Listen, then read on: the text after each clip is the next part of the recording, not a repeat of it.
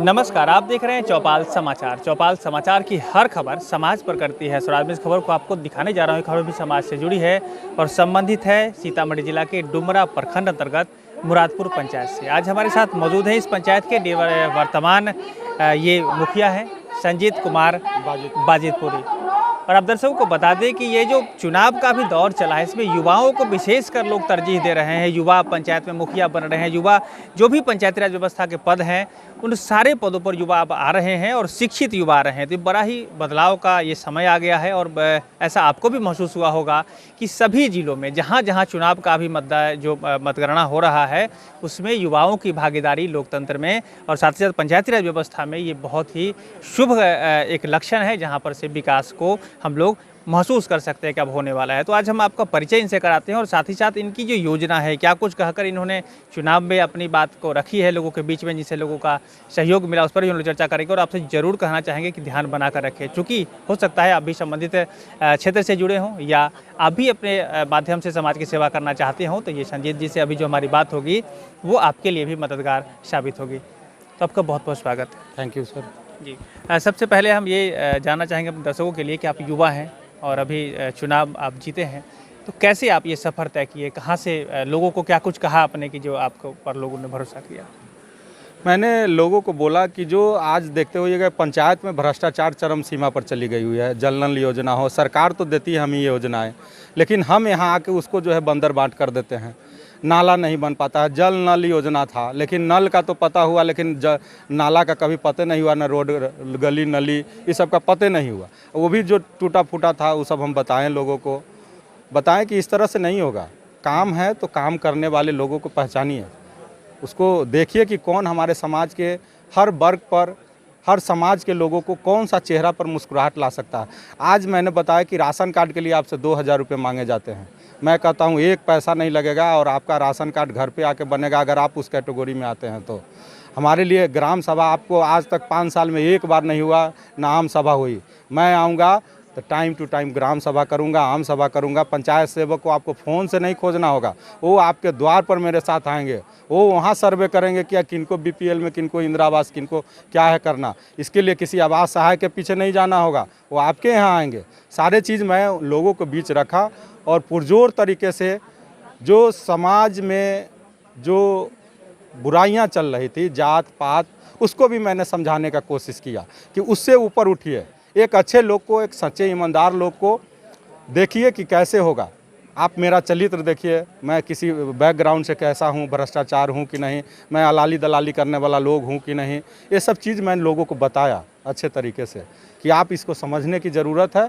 और निश्चित रूप से आप मेरे साथ आएँ तो आप हम पर विश्वास कीजिए और आपके विश्वास को मैं नहीं टूटने दूँगा, इसकी मैं गारंटी लेता हूँ।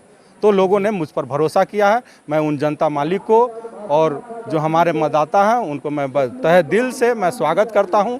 और मैं एक उम्मीद भी करता हूं कि मैं भगवान से भी ये दुआ करता हूं कि मैं जिस उम्मीद के साथ चुनाव जीता हूं उसी उम्मीद पर कायम रहूं। भगवान से मैं बुद्धि भी मांगता हूं कि मेरे बुद्धि को भ्रष्ट मत करना। जिस रास्ते और जिस उम्मीद के साथ मैं खड़ा हुआ हूं उस पर चलूं और हर चेहरे पर मैं उस मुस्कुराहट लाऊं। युवा के लिए भी मैंने तोहफा दिया कि आपके लिए कभी आज तक देखिए 20 साल मेरे पंचायती अथी का हो गया, लेकिन एक भी लाइब्रेरी नहीं बना। मैं आपके लिए लाइब्रेरी बनाऊंगा, स्पोर्ट्स का सुविधा करूंगा, जहां से पर्सनल कोर्स क्यों ना हो आपके लिए वहां लाइब्रेरी में पेपर पत्रिका होंगे, कैरम बोर्ड होंगे, चेस होंगे। जो आप गलत तरीके से चले जाते हैं, अदर जगह जो भागते हैं, नशे में लीन रहते हैं, वो सब नहीं होने दूंगा।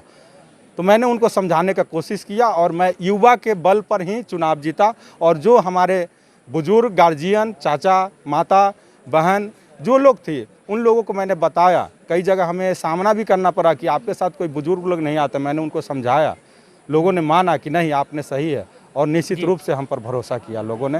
इसके लिए मैं धन्यवाद करता हूँ। जी, अच्छा संजीत जी, ये भी कभी मौका मिला होगा कि चूँकि देखा गया है गांव में, समाज में, कि युवा, जैसे आपने कहा कि बुजुर्ग लोगों को ढूंढता है लोग कि आपके साथ बुजुर्ग नहीं है। तो जैसे अभी एक मुखिया आप ही के क्षेत्र से बने हैं, सीतामढ़ी से, बड़ी युवा 23 साल की उम्र में, सुनील कुमार आई थिंक उनका नाम है। तो उन्होंने कहा कि लोग जब जाते थे गांव में तो कहते था लोग कि ये छोरा क्या करेगा, या इसी तरह से कुछ लोग कहते थे कि भाई नया नौजवान बच्चा है, क्या करेगा समाज के लिए। तो ऐसा भी आपको सुनने को मिला होगा कि अभी ये क्या कुछ करेगा? निश्चित रूप से मुझे भी सुनने को मिला, कई जगह ऐसा मौका भी मिला।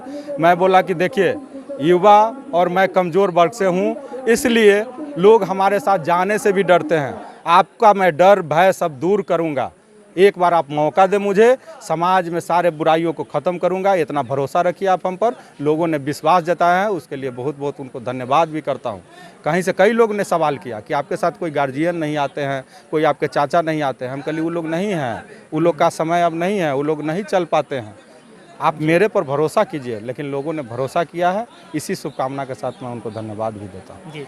अब जो लोग आपको बताते थे कि आप अभी युवा हैं, क्या कुछ करेंगे, अभी आप जीत गए हैं, तो अब उन लोगों को कैसे तसल्ली दिलाएंगे, क्या कुछ करके दिखाएंगे आप पंचायत में, क्या योजना है आपकी, वो भी हमारे दर्शकों को बताएंगे। क्योंकि वो लोग जो आपको बताते थे कि एक युवा क्या कुछ करेंगे, उनको भी मैसेज चला जाए कि हाँ अब ये तैयारी हम करें और इस तरह के काम होगा।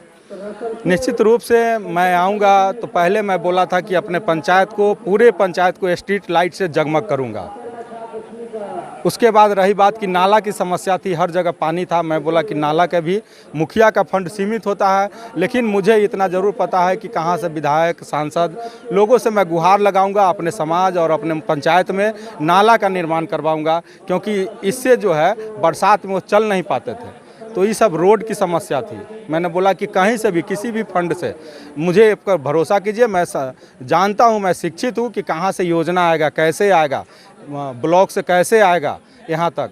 उस सब चीज़ों पर मैंने बैठ के उनके साथ बात किया।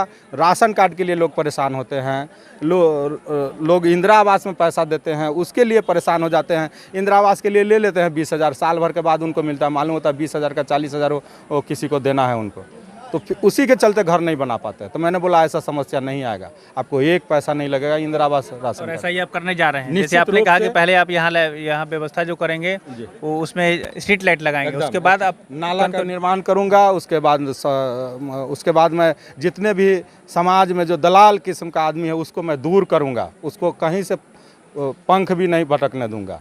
और उसके बाद निश्चित रूप से किसी भी योजना में जो हमारे समाज से जुड़ा हुआ होगा, उसमें एक पैसा किसी को दलाली अलाली नहीं करने दूंगा। अच्छा, ये सारी जो बातें आपने सोची है, इसको लेकर ग्राम सभा, आम सभा के माध्यम से इसको करेंगे, अपने मर्जी से आप इस सारी चीज़ों को करने का प्रयास करेंगे? मैं लोगों को ये भी बताया सर कि मैं इसको ग्राम सभा में रखूंगा कि मेरे पास इतना योजना है, आप देख लीजिए पहले कौन ज़रूरतमंद है, किनको इंदिरा आवास ज़रूरत है। ये आपको सोचना होगा कि इस बार बरसात में कौन भीगने वाला मेरा समाज का लड़का है, कौन हमारा चाचा भीगेंगे इस बार, उनकी घर की ज़रूरत है। उसमें आप तय करेंगे कि किनको पहले घर दें। मैं आपसे पूछूंगा कि किनको पहले ज़रूरत है, आप ही बताइए।